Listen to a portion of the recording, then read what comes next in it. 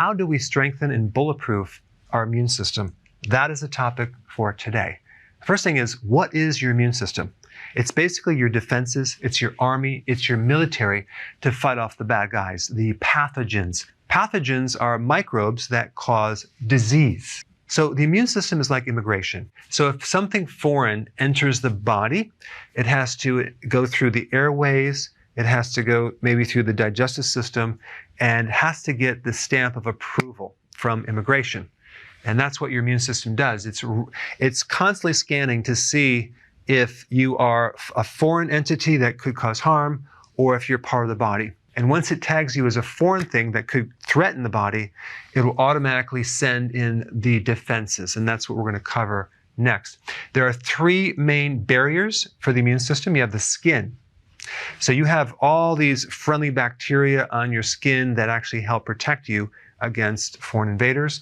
You also have a fat layer that protects you, and you have certain acids that protect you on the skin. Then you have the mucus lining in your gut, through the airways, through the sinuses, that also capture and engulf foreign particles or microbes. Inflammation is another barrier that your body puts up to protect itself. The main cells in your immune system are the white blood cells, compared to the red blood cells that have a different function.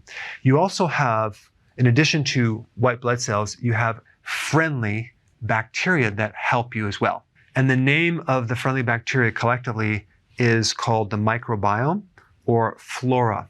And those microbes help you in many ways, from absorption of nutrients to recycling of bile to immune defenses. Just one of the things they do as a strategy is they'll make it so there's just not enough space for a pathogen to live, and they will make it so there's not enough food for that pathogen to live. So let's talk about the defenses of your immune system, the white blood cells. It makes acid to dissolve and kill microbes and pathogens. It will secrete poison to kill off these microbes. It releases free radicals. It will make hydrogen peroxide. You've probably seen that before, where you take hydrogen peroxide and you put it on an open cut. It just dissolves. It bubbles up and just kills off the microbes through oxidation. Our white blood cells actually make enzymes to help break down and dissolve microbes. Now, I already mentioned this one. Our microbes compete for food or space, but the white blood cells generate mucus and inflammation. And so these pathogens get caught up in this mucus web, and they can't really do anything else. It's like quicksand. Also, our immune system has a memory, everything that's happening. So everything's in a database, and it can remember, like, so way down the road when there's a microbe that actually comes back in our body, and our immune system actually tags it because it has a memory of that, and it can destroy it. So it actually learns over time by being exposed to these pathogens. That's called building up your immune system. And this is why, as a child, it's not very healthy to keep a child just so utterly sterile that they're never exposed or they're never sick. It's a natural part of building the immune system. Then we get to something called the phagocyte. That's part of our immune system. The phagocytes are cells that eat things. They devour microbes. And they have a ravenous appetite for not just microbes and viruses and bacteria and yeast and fungus, but they will also eat up dead cells and debris. They are the garbage disposal for things that we don't want in our body. Just 1 liter of blood has 6 billion of these guys. Now, an interesting thing about phagocytes is that they're stimulated by acid. And I think this is why, this is just my guess, why when people take a lot of synthetic vitamin C, ascorbic acid, certain people get results, even with synthetic vitamin C, simply because of the acid. I would recommend just consuming apple cider vinegar. Apple cider vinegar has been known to acidify the body and speed up phagocytosis, just like any acid. So if you have a choice, I would recommend the food-based vitamin C, not the synthetic, but use apple cider vinegar to actually speed up phagocytosis. And another mechanism that I want to mention that I didn't write down, and involves certain white blood cells. If certain white blood cells are infected by a pathogen, we have this built-in mechanism that if the cell is invaded, it goes through something called apoptosis, where it kills itself off for the benefit of the entire body. Because if they let the microbes leach into their DNA and start reproducing, then they become the copy machine that just makes the virus over and over and over. Now, on the flip side, the bad guys, the pathogens, also have their defenses as well.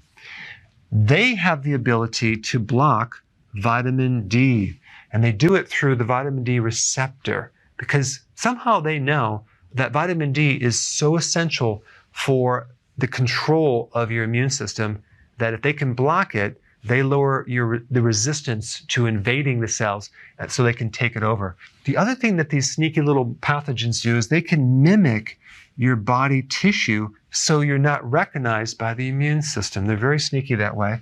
They can also hide in calcium little igloos, little houses. And this is why antibiotics are not effective against something called biofilm. And that's a whole different topic. I put a video down below for more information about that. But these microbes have gotten very, very smart. Another mechanism, especially with microbes like the mycoplasma that doesn't have a cell wall, they keep moving. They'll move into one joint in the synovial fluid, in another joint, and then your immune system is trying to attack them and they miss, and so they keep moving so you can't get them. Another mechanism is these microbes have the ability to morph into different structures, so your immune system gets confused. Okay, so now let's talk about what to do about it. There's two things. You have things that weaken the immune system, and you have things that strengthen the immune system. Now, as far as what weakens the immune system, low nutrient foods. Going on a diet that creates nutritional deficiencies. If you take the pandemic, the Spanish flu that occurred in 1918, and you take a look at what happened just before this pandemic, this spread of this virus all over the world that killed 50 to 100 million people. What occurred right before that is World War I. Now, what happened in this war is you had this huge shift of transportation of food. You had rationing. You had the preserving of food. A lot of the soldiers were given things like canned corned beef. Some foods had dog food. There just wasn't a lot of fresh vegetables and food. So when you do that over a period of time, you weaken the immune system, especially if you put someone under a stressful state, like being in a war. That is going to set the person up for a susceptibility to having a virus invading their body. So when you're low in vitamins, trace minerals, amino acids, and fatty acids especially, you are more susceptible to getting sick because of the fact that the nutrient defense mechanism is dependent on these nutrients. Just think about a virus, for example. A virus can't do anything to you. It's not alive unless it invades the cell wall and goes right into your DNA and starts to turn that thing into a copy machine while it hijacks the life force from that cell. Now think about what I just said. It has to invade the cell wall, okay? That cell wall is two layers of fat. It's a bilipid layer of fat, okay? So this is another reason why essential fatty acids are vital to protect your cells. You don't want to go on a low-fat diet when you're run down or sick. So fat and cholesterol, by the way, is very important in a healthy immune system. Cholesterol is an essential building block for certain hormones like cortisol, for example. Cortisol is really important in your immune system. So if cortisol does not have its building blocks, cholesterol, it can't be formed correctly. And then you have stress. This is probably equivalent to nutrient deficiencies. In fact, in practice, I don't remember one case that came in that had some sickness that didn't have some stress event occur right before it. So stress is a very key factor, and I put some links down below for more information on how someone can extract stress. Low sleep also sets you up for being susceptible. Then it's connected to stress as well. And glucose. I just released a video on this one point. Certain viruses are activated more with glucose fuel versus other fuels. So you know about healthy keto and intermittent fasting. For those of you that are new and you don't know anything about it, check it out. I put a link down below of the exact diet that you need to be on to have a very strong immune system. But now let's talk about what nutrients are really vital in keeping your immune system bulletproof. At the top of the list, we have vitamin C. And I'm not talking about synthetic vitamin C. I'm talking about a vitamin C from food or a food concentrate. Now, in nature, vitamin C always comes in a complex of many parts, not just one thing, ascorbic acid. But the foods that are highest in vitamin C are sauerkraut, bell peppers, berries, green leafy vegetables. Vitamin C has the power to stimulate the production of more white blood cells. Vitamin C is also stored in large quantities in your adrenal gland to actually help make adrenal hormones. Now, next one that's equally as important, vitamin D. I talked about that in the slide right before this. Vitamin D is an immune modulator. It's not really even a vitamin. It's a hormone factor that actually controls your immune system. So it has a function that goes way beyond just making bone. There's vitamin D receptors in all of your white blood cell and in your DNA. And when I mean modulate the immune system, I mean has a controlling factor over your immune system. And many people are deficient in vitamin D and they don't even know it. But it supports the T cells, okay, which are made by the thymus gland, which is like a training camp for white blood cells. It also protects against pathogens. And it actually makes these two different things that have the capacity to kill microbes very potently. So vitamin D does a lot of different things for your immune system. Next one on the list that's very important is vitamin A, okay? Vitamin A provides the structural integrity of the mucosal cells in the sinus and the respiratory centers.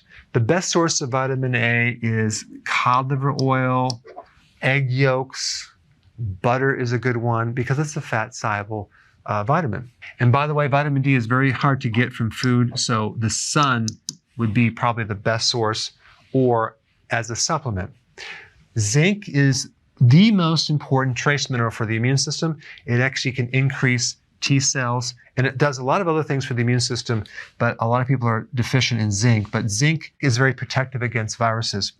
Garlic is hands down, ranks #1 in potency for killing off viruses, bacteria, yeast, fungus, mold. It is very, very potent. Next one is colloidal silver, which is basically silver particles in water. It's been around for a long time. It starves off the oxygen supply to certain microbes, so it's very potent. Some people use it as a nasal rinse, and it works really good. But this is a very potent antiviral as well. And then olive leaf. Olive leaf has been studied extensively. I put some links down below for more information on that, but this is great as an antiviral and to actually protect the immune system. There's a lot of other things that can protect the immune system, but from my viewpoint, these are the most powerful. Hey guys, well, thanks for watching. I know I gave you a lot to take in, but if you haven't seen this video on stress, check it out. I think you'll find it fascinating.